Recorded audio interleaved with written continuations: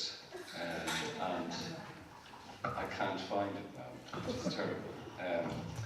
So what I will try to do in 15 minutes or less is just to talk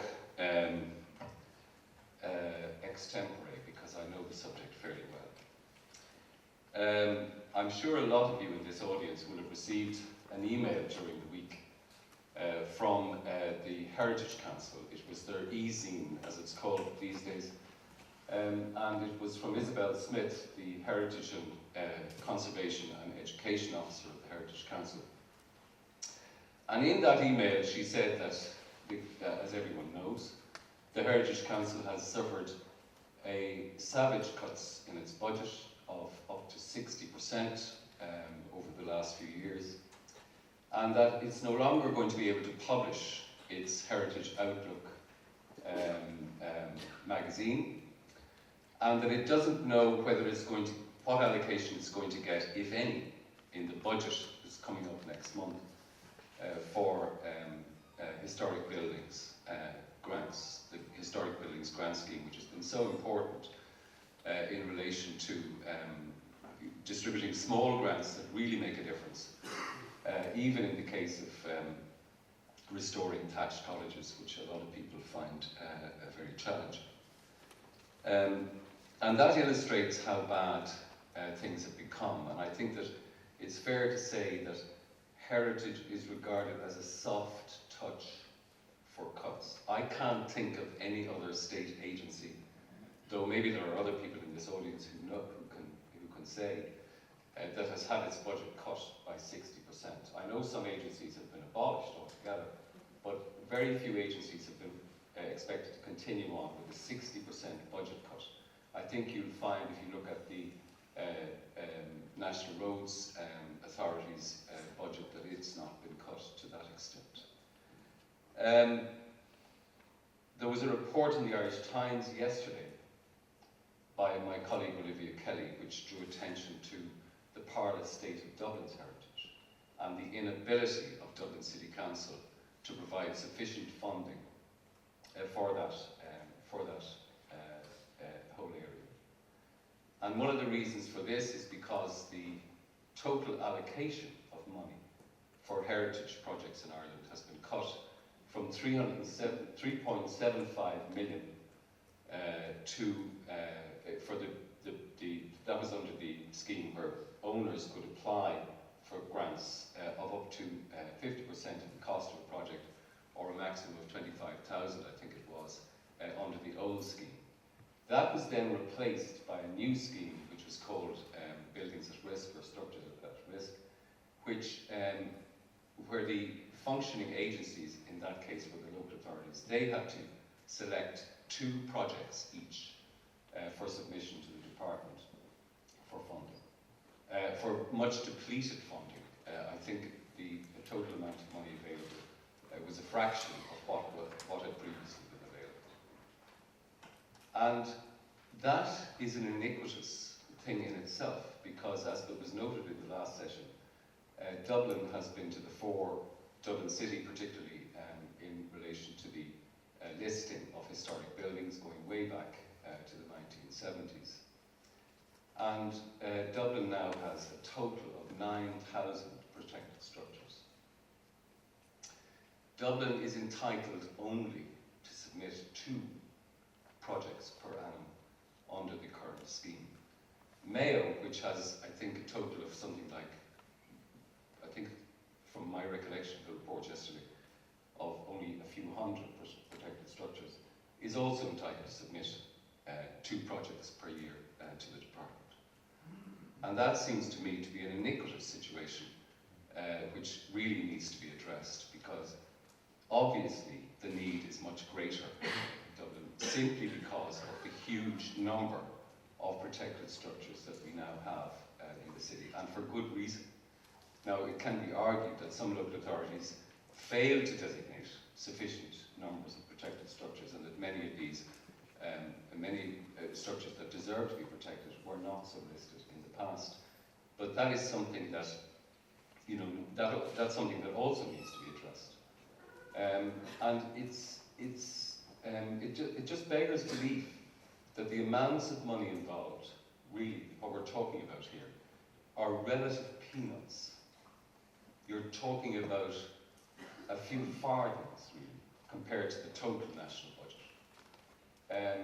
And I want to put it in context by referring to the roads programme that took place in this country, particularly during the Celtic Tiger years, where nobody thought twice about the fact that the M3 motorway that was driven through the landscape of the Hill of Tara was going to cost 900 million euro.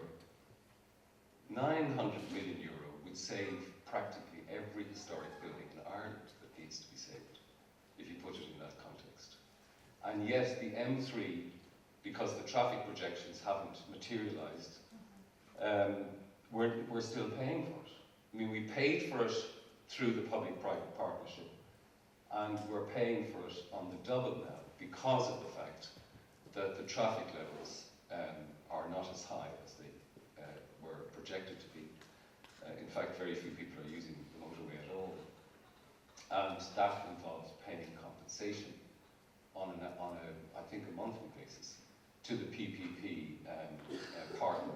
The same is true of the Limerick Tunnel, and the same is true of some of the other schemes that were done during the boom years. So it's a question of priorities and the allocation of money.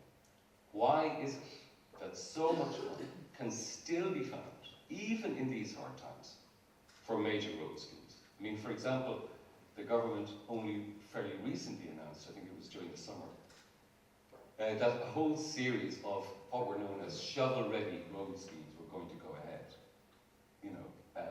over the next year or so, including the M11 in County Wexford and, a motorway between Gort and Tuam in County Galway. Why should that kind of priority be devoted to those kind of schemes when there are so many other schemes that would, in the heritage sector particularly, that would really make a difference in terms of giving employment, in terms of preserving skills, in terms of giving work to the severely underemployed architectural profession, especially those with conservation qualifications and so on. But Mary Bryan, when she asked me to do this, she referred in particular to the conference that took place, and this is a copy of the proceedings that the Irish Georgian Society had in 2002 in the Royal Hospital in Kilmainham. And in a way, it was a quite a different kind of atmosphere then. It was held in October 2002. It was in the immediate aftermath of the passage of the 2000 Planning Act, including Part 4, which effectively dealt with the whole issue of the architectural heritage of this country. And a lot of not only do these proceedings contain all the speeches that were made and so on, but they also contain a kind of a global resolution that was adopted at the end of the conference, which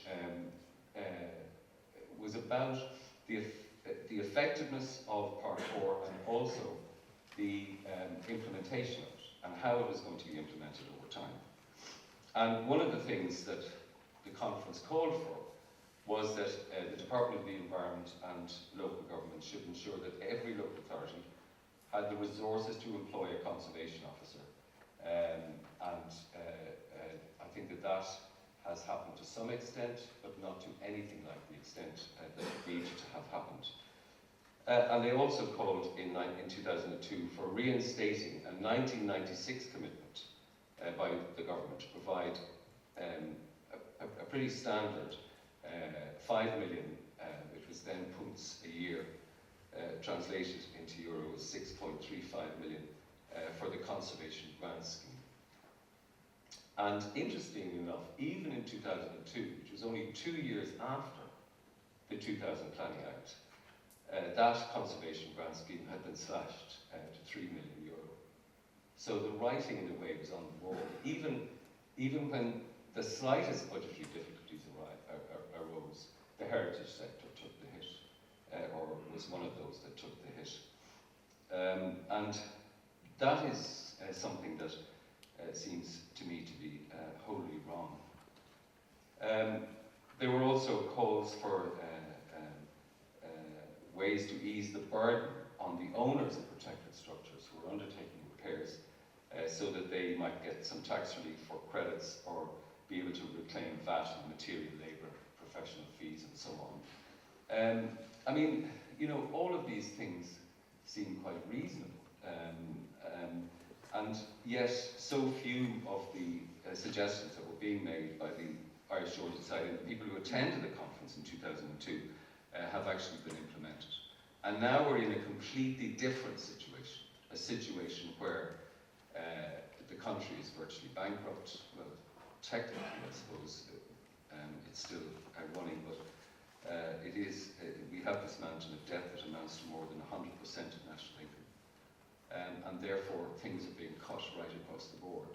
And everybody is looking forward with trepidation to the budget in just less than 4 weeks' time, which no doubt will result in another contraction of resources, not just for the heritage sector, but for a whole lot of other sectors as well.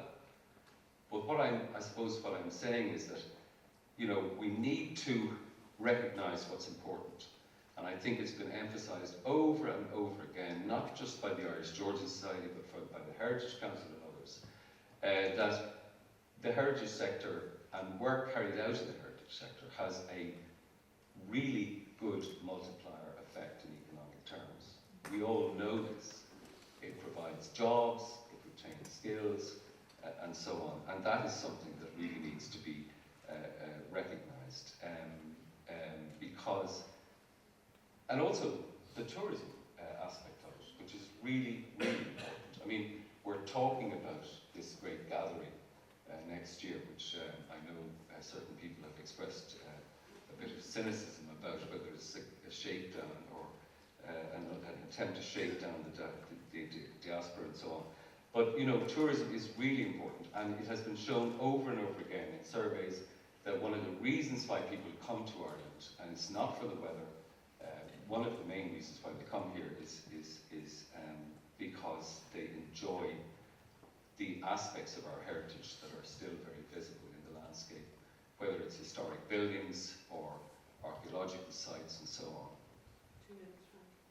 So really what I'm saying is that it is a question of priorities, it is a question of making choices, and I think it's far too easy for governments to slash heritage budgets while retaining funding for a whole lot of other schemes, some of which may in fact even do damage to Ireland's heritage, as the M3 undoubtedly did when it was driven through the landscape of Tara.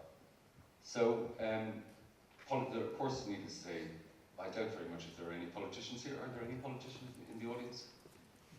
No. Jimmy Dean, the Minister, I gather, wasn't able to attend this morning as flagged, and that's a pity. I hope that the civil servants who are here will bring back some reports to their ministers and tell them what we think should be done with the priorities that we have. And I hope, by the way, that some of you find the series that we've done in the Irish Times this week on